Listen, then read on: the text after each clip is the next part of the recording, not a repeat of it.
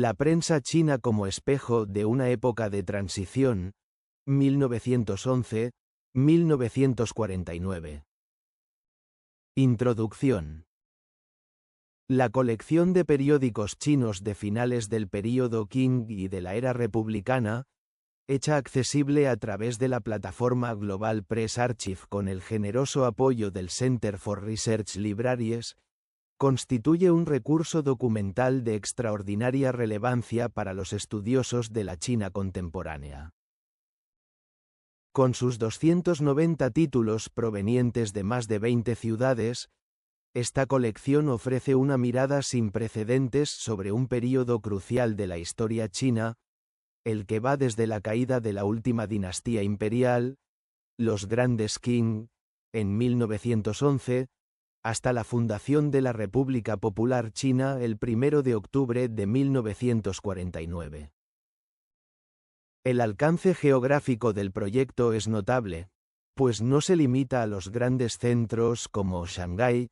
Nankín o Pekín, sino que incluye publicaciones de provincias y ciudades menores, ofreciendo un espectro variado de perspectivas regionales que enriquece notablemente nuestra comprensión de un período marcado por revoluciones, guerras civiles y amenazas externas durante ambos conflictos mundiales. El acceso abierto a esta colección, hecho posible por el Center for Research Libraries y sus instituciones miembro, representa un paso fundamental para la democratización del conocimiento histórico, permitiendo a estudiosos de todo el mundo acceder a materiales que antes requerían viajes costosos o eran simplemente inaccesibles. La tipología de los periódicos. Un panorama heterogéneo. Examinando la lista de títulos, emerge de inmediato un panorama periodístico extremadamente variado, que refleja la complejidad y las contradicciones de la sociedad china de la época. Junto a los grandes diarios nacionales como el Yongyang Ribao, órgano oficial del Partido Nacionalista del Kuomintang, o el Xinhua Ribao, vinculado al Partido Comunista, que representaban las voces oficiales de los dos bandos en conflicto, encontramos una infinidad de publicaciones locales y provinciales. El Jiangsu Shengbao, el Chegian Sangbao, y los numerosos periódicos dedicados a provincias como Anhui, Fujian o Cantón, dan testimonio de cómo la prensa reflejaba las realidades administrativas y culturales locales, ofreciendo al investigador la posibilidad de comprender no solo las dinámicas nacionales, sino también las particularidades regionales que a menudo escapan a una historiografía concentrada en los sucesos de las capitales. La presencia de numerosos Guanbao, las ediciones vespertinas, y Wankan, los suplementos vespertinos, indica una vida periodística vivaz y articulada, capaz de llegar a diversos segmentos de lectores y de responder a necesidades informativas diferenciadas a lo largo del día. Particularmente significativa es la presencia de publicaciones especializadas. Títulos como el Jinron Ribao, el Diario Financiero, el Gonsang Bao, el Diario de la Industria y el Comercio, o el Jigon Tongsan, el Boletín de los Trabajadores Mecánicos, dan testimonio del surgimiento de una prensa sectorial, señal inequívoca de una sociedad que se modernizaba y se diversificaba, desarrollando intereses económicos y profesionales específicos que encontraban en la prensa su vehículo natural de expresión. No faltan finalmente los periódicos de opinión y los tabloides, con títulos evocadores como Robin Hood, el Xing Fu Bao, el Diario de la Felicidad, o el Liang Xinhua, palabras de conciencia, que sugieren la existencia de una prensa más popular, a veces sensacionalista, dirigida a un público amplio y menos especializado. El valor histórico de la colección, más allá de la política. La riqueza de esta colección reside en su capacidad de ofrecer a los investigadores la oportunidad de explorar múltiples dimensiones históricas que van mucho más allá de la crónica política y militar. Los periódicos locales documentan minuciosamente la vida social, los hábitos de consumo, los precios de los bienes, las condiciones meteorológicas, los anuncios personales y los eventos culturales que marcaban el ritmo de los días. Un anuncio publicitario de un nuevo producto occidental. Una nota que registra el precio del arroz en Shanghái en un mes determinado, o la crónica de una fiesta tradicional en una pequeña ciudad provincial. Detalles aparentemente marginales como estos, diseminados entre las páginas de estos periódicos, constituyen otras tantas ventanas sobre la vida cotidiana de los chinos durante décadas de guerras y trastornos, ofreciendo una perspectiva que la historiografía tradicional ha descuidado con frecuencia en favor de los grandes relatos políticos. Mientras que los estudios históricos se han concentrado a menudo en los sucesos nacionales y en las capitales, esta colección permite comprender cómo las provincias y las ciudades menores vivían e interpretaban los grandes acontecimientos históricos, ofreciendo una visión policéntrica de la China republicana que escapa a la simple contraposición entre comunistas y nacionalistas. A través de las páginas de estos periódicos es posible reconstruir las esperanzas, los temores y las aspiraciones de una población que buscaba orientarse en un mundo en rápida transformación, siguiendo los avatares de las guerras civiles, de la invasión japonesa y del nacimiento de un nuevo orden político con un sentido de participación que el simple examen de los documentos oficiales nunca podría ofrecer. El lenguaje como espejo de los cambios culturales. Un aspecto particularmente fascinante de esta colección es la evolución del lenguaje periodístico a lo largo del período de 40 años considerado.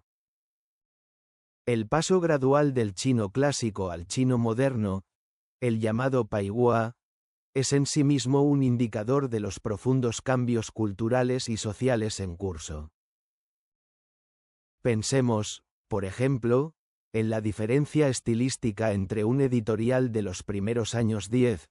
todavía impregnado de fórmulas clasicistas y de referencias a los clásicos confucianos, y un artículo de crónica de los años 40, escrito en una lengua más ágil y accesible, más cercana al habla cotidiana. Esta transición no fue simplemente una cuestión estética o literaria, sino un fenómeno profundamente político y social, ligado al movimiento por la lengua vernácula que animó a los intelectuales del movimiento del 4 de mayo. La prensa no se limitaba a registrar los acontecimientos, sino que participaba activamente en la construcción de una nueva lengua nacional, accesible a un público cada vez más amplio y alfabetizado, contribuyendo de manera determinante a la formación de una esfera pública moderna en China, un tema central en los debates historiográficos de las últimas décadas, como muestran los trabajos de estudiosos como Barbara Mittler, Joan Yach o Christopher Reed. A través del análisis lingüístico y estilístico de los textos periodísticos, es posible trazar la evolución del pensamiento político y social, observar el surgimiento de nuevos conceptos y categorías interpretativas, y comprender cómo los chinos de la época conceptualizaban y discutían cuestiones como la modernidad, la nación, la democracia o la revolución. La ocupación japonesa y las diversas voces de la prensa.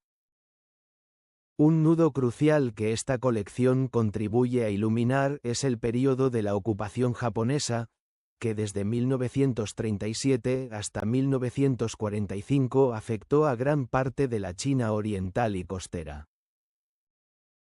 Durante estos años, el panorama periodístico se fragmentó aún más.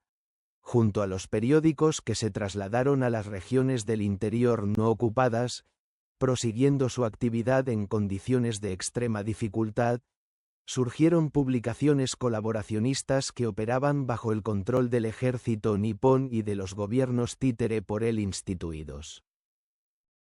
Otras publicaciones, en cambio, sobrevivieron en la clandestinidad, impresas en máquinas de escribir y mimeógrafos, difundiendo noticias de la resistencia en un contexto de férrea censura.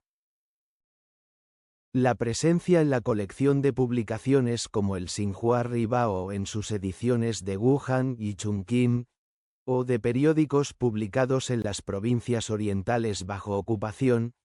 permite al investigador comparar las diversas narrativas de un mismo acontecimiento histórico, medir el margen de maniobra concedido a los periodistas en las distintas situaciones, y comprender cómo la población civil recibía e interpretaba las noticias en un contexto de guerra total. Esta pluralidad de voces, que cubre todo el espectro de posiciones políticas y de situaciones geográficas, hace de la colección un instrumento insustituible para quien quiera estudiar la relación entre información, propaganda y vida cotidiana durante uno de los períodos más dramáticos de la historia china. Desafíos interpretativos y crítica de las fuentes. El estudio de estas fuentes, por rico que sea en potencialidades, requiere una conciencia crítica que no puede pasarse por alto. Muchos periódicos estaban sujetos al control gubernamental, especialmente durante el período nacionalista y la ocupación japonesa, y algunos títulos cambiaron de línea editorial varias veces con el tiempo, adaptándose a las circunstancias políticas del momento. La colección, por amplia que sea, no está completa. Algunos años presentan lagunas, y la conservación de los materiales originales era a menudo precaria, condicionada por las difíciles condiciones materiales de un país en guerra. Para los investigadores que no dominan el chino, la barrera lingüística sigue siendo significativa, aunque las herramientas de reconocimiento óptico de caracteres y de traducción automática están mejorando progresivamente, abriendo nuevas posibilidades de análisis incluso a estudiosos que no dominan perfectamente la lengua china. Es además fundamental considerar el contexto de producción de cada publicación, su línea editorial, sus vínculos con fuerzas políticas o grupos de interés,